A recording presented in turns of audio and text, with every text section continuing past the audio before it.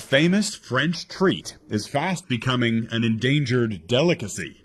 Croissants are in short supply at this Paris bakery because they're running out of a key ingredient.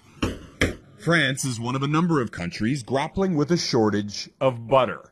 Grocery store shelves where tubs of butter were once stacked now sit empty, and the price has soared to record highs, leaving French restaurant owners worried about their bread and butter. If it continues like this, I'll be forced to pass the higher prices on to my customers, says this Parisian bakery owner, especially because the year-end holidays are approaching, with large orders expected for Christmas. The butter shortage is due in part to falling milk production after an extremely dry summer. But there's another reason. Butter is making a comeback.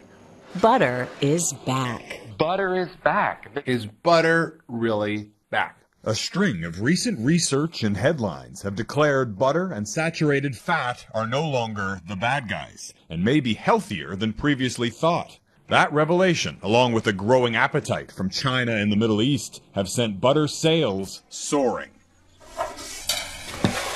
This Montreal cafe, aptly named Bar à Beurre, or Butter Bar, says prices are likely to rise.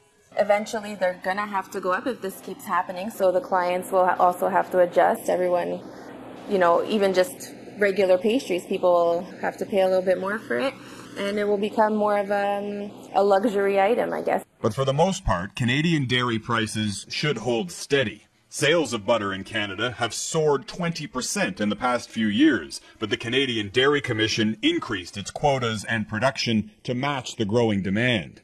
But back in France, which consumes more butter than any other country, the shortage has now reached the highest office.